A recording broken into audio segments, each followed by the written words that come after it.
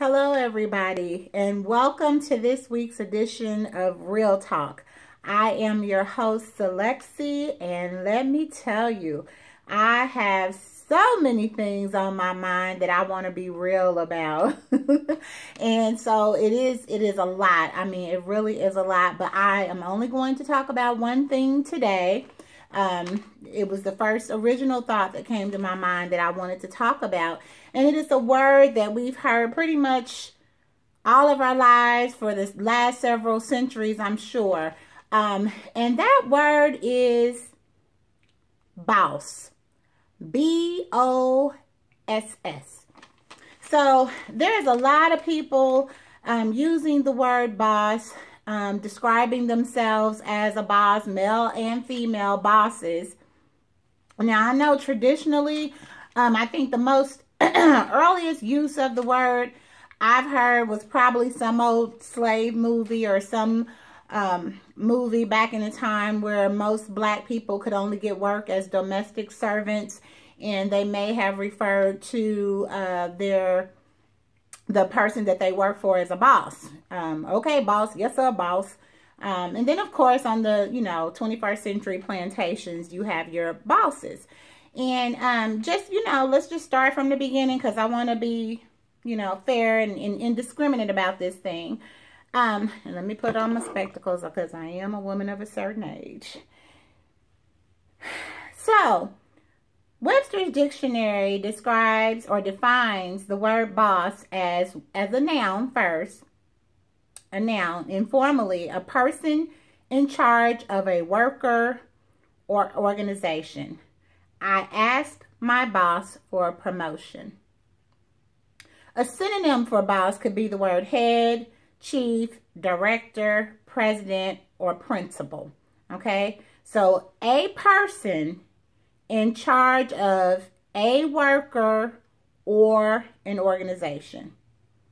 Now, as a verb, the word boss can be used as someone giving orders in a domineering manner, such as plump old battle axes bossing everyone around. I can't believe that's the example they got in the book, but anyway. And a synonym for that would be order around, dictate to, lord over, bully, pressure, throw beat, whatever. Okay.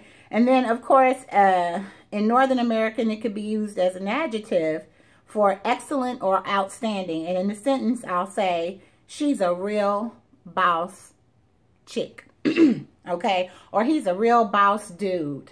So it can be used as an adjective to describe someone that is excellent or outstanding.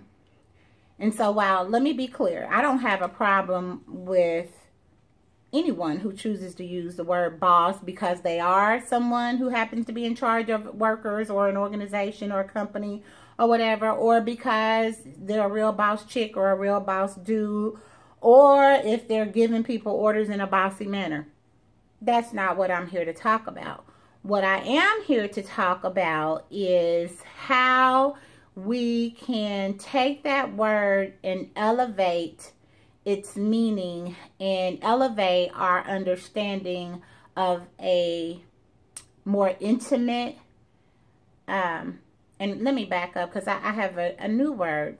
Rather than understand or overstand, there's a young man that I'm following by the name of Seven Bomar, and he uses understand. In fact, he has an organization called Understanding. You can find him all over YouTube. I've been following him for a minute, and I swear by him. But anyway, it's a very intelligent young man.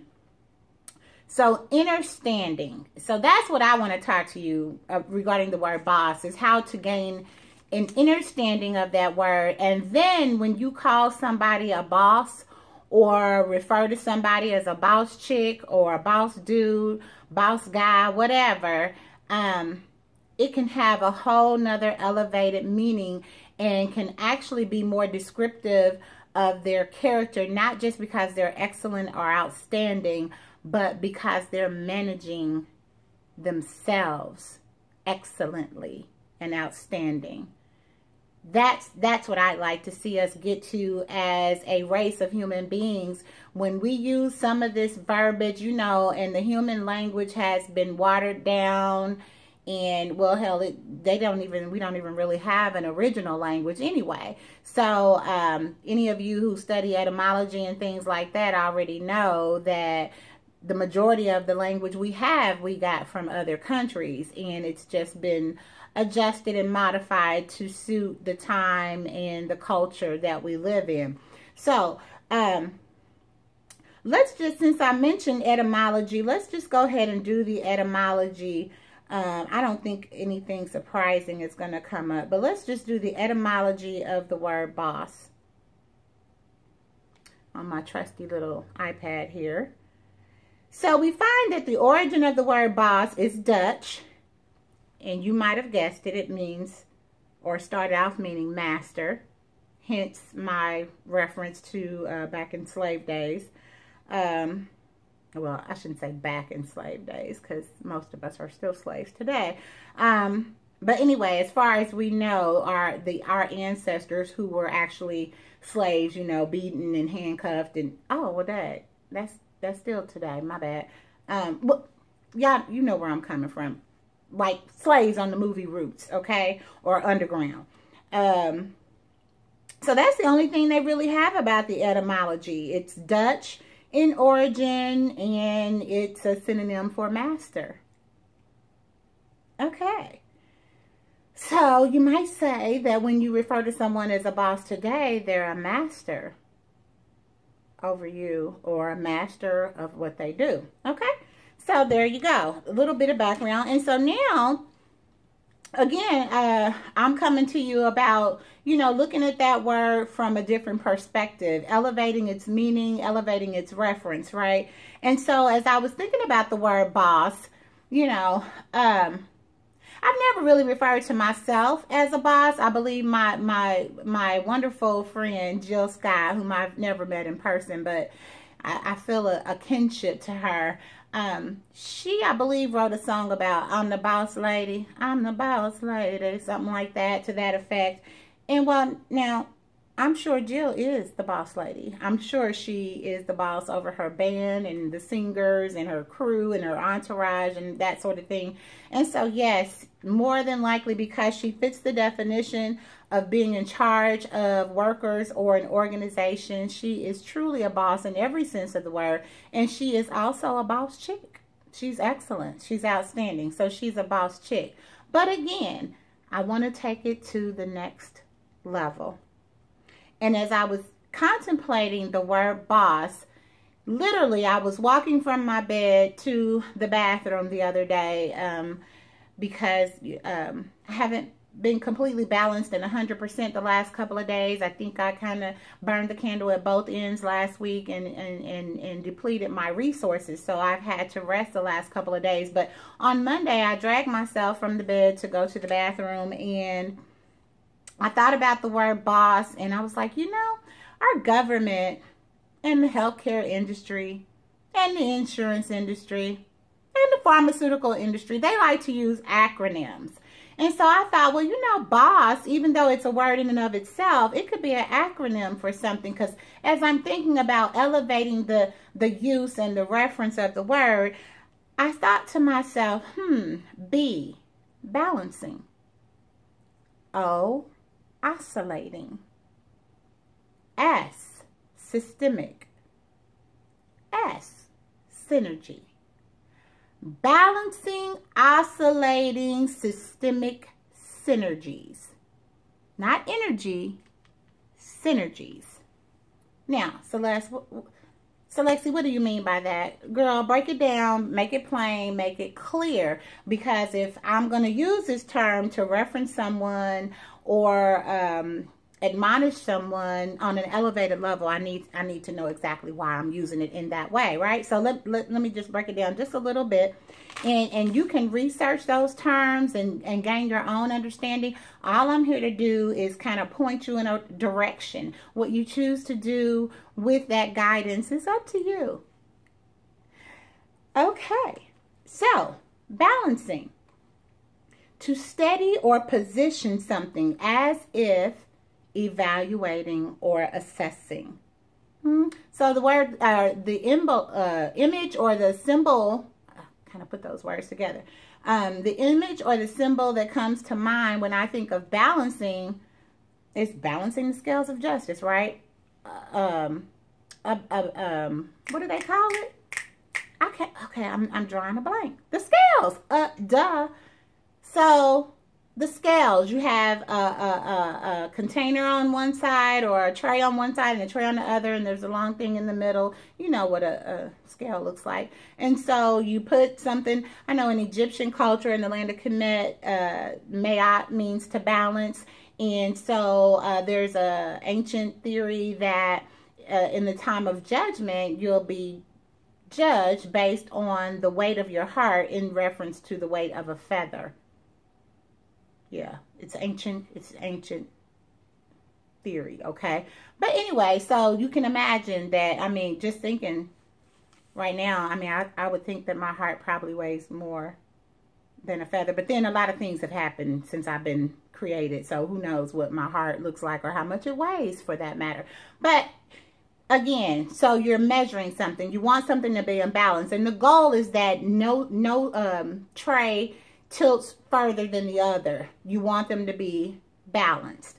Okay. And then oscillating. Well, if you've seen one of those scales, they're on like little chains and they can actually move and swing, right? And so when you think of oscillating, or think of a swing moves back and forth like a pendulum, back and forth, back and forth. So balancing and oscillating. Oscillating is something that moves or swings back and forth at a regular speed at varying magnitudes in a regular manner around a central point. Okay? So really, you could actually, it's either the pendulum. I don't know how many of you ever went to, I think it was one of the Children's Museum, or maybe it's the Indiana Museum. When you first walk in, I think they had like a big medallion in the floor and a pendulum that swing back and forth and moved in all different directions in a regular manner and regular variations. But the pendulum, it swings back and forth. Okay, so that's oscillating. And then you have systemic. Now, systemic for me is a very familiar term as a healthcare worker. In my past, I learned that systemic can mean with regard to your body, or even with regard to an organization. So systemically is looking at everything that functions within a closed compartmentalized area. So obviously I have multiple systems within my body. I have my central nervous system up here. So that's a system. And then I have that central nervous system actually controls and innervates all the nerves that could carry sensation throughout the body or energy throughout the body, right? So that's systemic. So you have a systemic nervous system. You have a systemic central and sympathetic nervous system. You have a circulatory system. You have a muscular system. You have a skeletal system. So our entire body, and I'm just going to say our entire body, is the macro organism, and the universe is the macro organism. And because there's complete parallelism between the two, right? So anyway, so everything within your body, when you look at the whole of that, it's systemic. You know, sometimes you can have pain and they'll ask you, is the pain localized or is it systemic? Meaning, is the pain all over your body or just in one specific place? Hope I'm making that clear. Sometimes I have a little bit of trouble putting those medical terms into layman's terms. Then there's synergy. And if you think about it, synergy, it's pretty self-explanatory. It's similar energies, or things being in energies being in sync. Synergy, an interaction or cooperation of two or more things, substances, agents, or organisms. And because of those two or more things operating simultaneously, being synergistic, they actually create a greater aspect or greater energy or a greater effect than if those things were working independently. So let me think if I can say that a different way. You know, the saying, those of my Christian friends, I always have to, you know, throw a little shout out to my Christian friends. Where 2 or 3 are gathered in my name, there I am in the midst. So one of us can be effective doing one thing. 2 of us can be even more effective doing that same thing. And the result is a greater efficacy of whatever it is that we're doing, because it's 2 or more of us doing the same thing. So the impact is going to be greater than if it was just one of us. Does that make sense? It's kind of like 1 plus 1 equals 2. Right? So you get, rather than the effect of one person individually, you get the effect of 2 people, which is in essence doubling the impact. So now, okay, so CeleXy, how does that relate to the word boss? Balancing, oscillating, systemic synergies. Well, in my mind, and this is just my opinion, because, you know, my goal is to take us to another level in the way that we think, in the way that we behave, and obviously to arrive at a greater way of expressing, right? A better way of expressing. So if I explain this to you in such a way that you think differently, therefore you behave differently or you act differently, the manifestation is going to be different and better, because it's an elevated way of thinking and it's an elevated way of acting. Therefore, the manifestation is going to be elevated on a whole nother level. So that's what I'm seeking to do with this explanation of this acronym for BOSS. Okay, so now let me take it to another perspective, or let me apply it, or let me tell you how to actually apply this acronym in your life. Based on what we know, when we are out of balance, I like to also call it misalignment. All right, so let me just now explain to you how this acronym can lend itself to operating on an elevated level. When it comes to balancing self, because the goal is to become a boss of yourself. Balancing, oscillating, systemic synergies within yourself. Because while it may be wonderful that you are the boss of other individuals because you're a manager or you own a company or something to that effect, or because you express yourself in terms of how you dress or how you act, you do those things in an excellent and outstanding manner, and so you're a boss chick or you're a boss dude,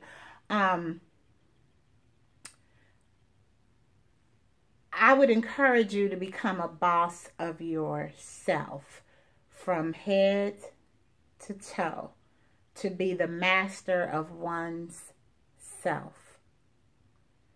You might say, how do you go about doing that? Well, first of all, one of the things I learned when I became, as I was working towards a degree in nursing, one of the things I learned was, in order to understand what's abnormal, I needed to know what normal was. So if the body had a certain level of what they call homeostasis, or a balance, if I knew what that was, if I recognized what's normal, for instance, a normal blood pressure for the average human being, anything 110 to 70 over 120 over 80, or to 120 over 80 is considered normal range. So let's just say the normals might be a range. However, when it comes to balance, there's really not a range. You're either in balance or out of balance for you. And so this is not a measurement of you against 100 other people. And, you know, the average for that was everybody's blood pressure was running 120 over 80. No, no, no. This is specifically about you as an individual person. So what may be normal or homeostatic for you may not be the same for someone else, or for me even. So the goal is to discover yourself. And how do you do that, CeleXy? Well, you go within. You discover what is your center, what is your balance. How do you know that you're balanced?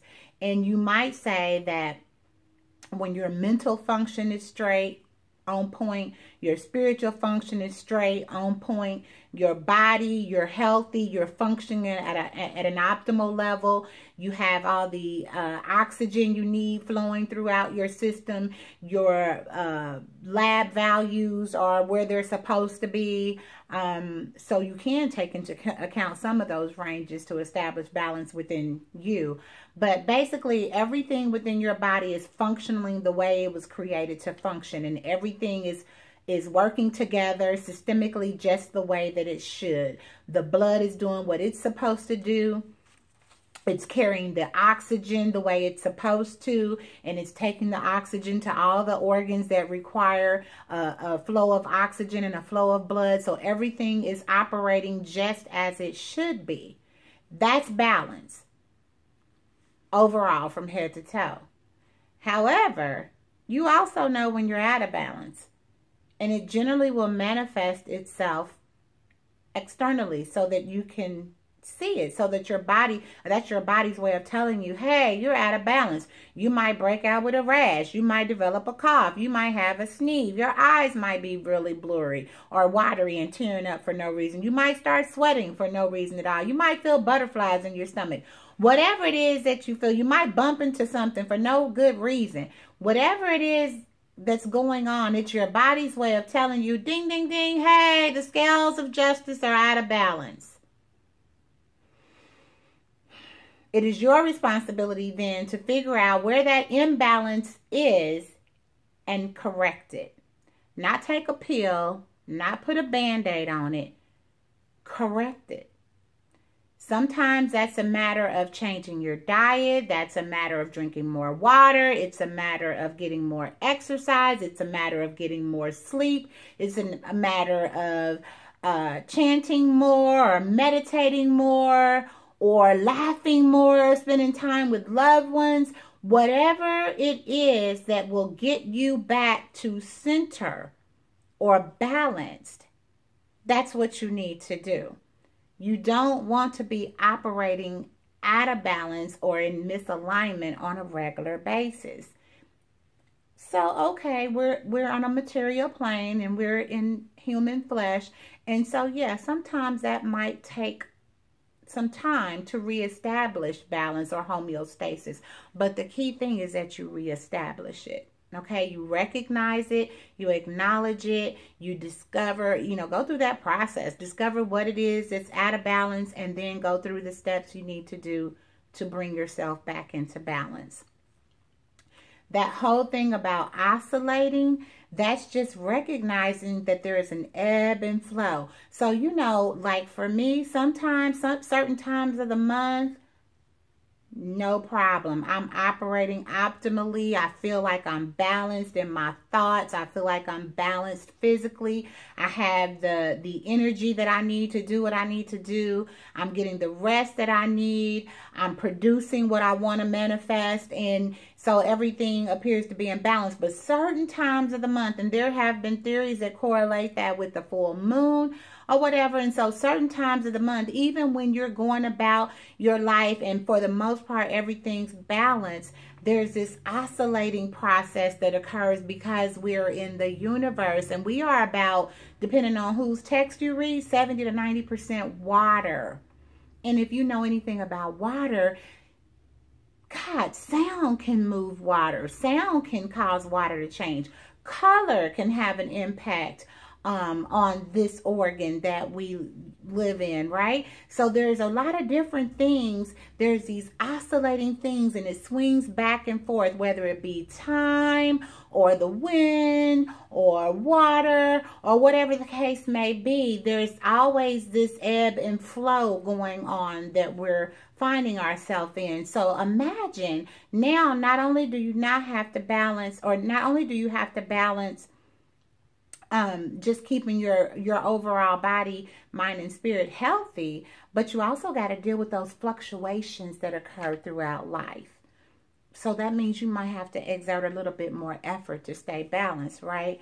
And then recognizing that it's systemic. So you might be working on getting mind and spirit straight, but daggone it, now your knees is bothering you. You know, or you might be working on getting physically fit, but daggone it, now your colon ain't acting right, and you got constipation and nausea and vomiting and this and that and the other. So that's, you know, understanding and recognizing that everything is connected and everything works together. And if one thing is kind of off kilter or out of balance within your body, it truly can have an impact on some other aspect of your body, because systemically everything is connected and everything in our bodies work together. So when you're balancing one aspect of your being, it has an impact on every other aspect of your being systemically. Okay? And then synergy. That's synchronetic energy is what I like to call it.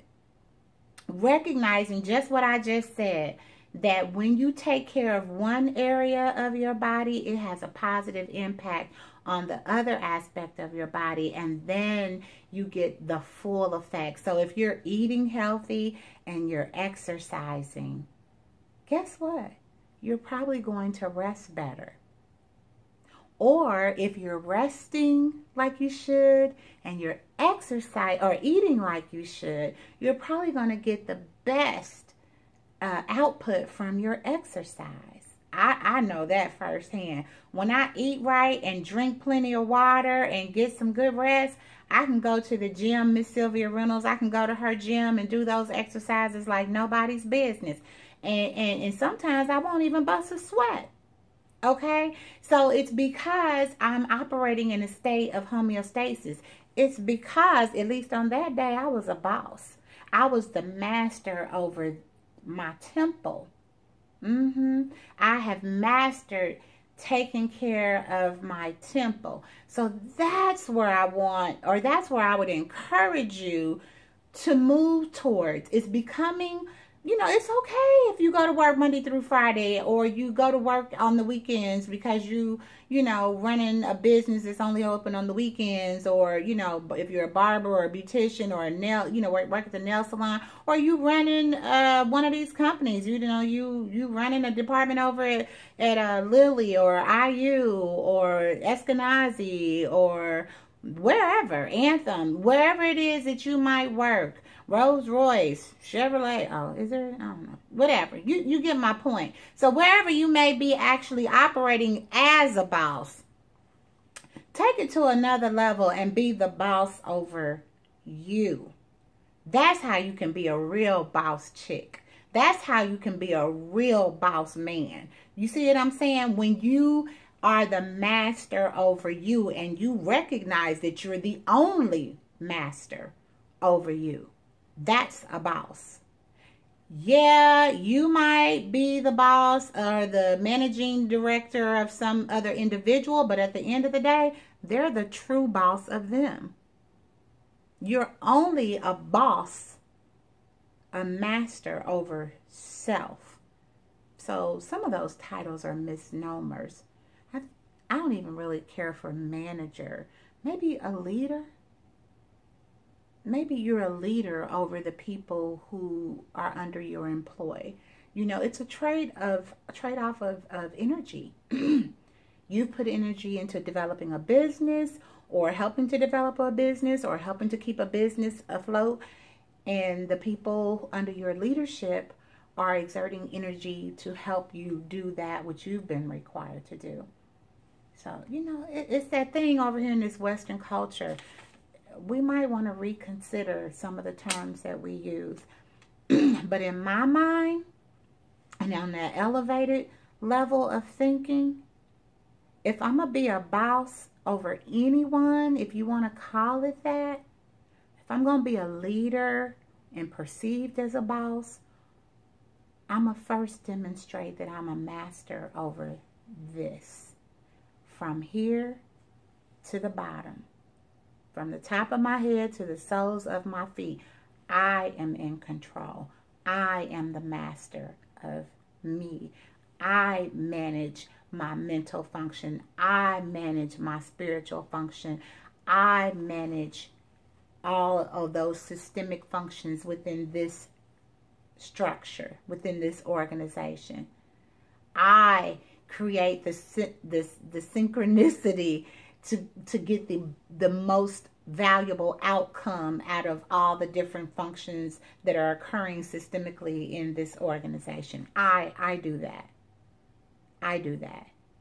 I make sure that the blood flow that I need going to my hands so that I can type and write and do all the things that I do with my hands. I ensure that those things are functioning properly. I ensure that I'm getting the rest that I need, the nutrition that I need, the exercise that I need, the spiritual aspects or spiritual components that I need, the rest and the sleep and the fun and the joy and the peace that I need to be whole.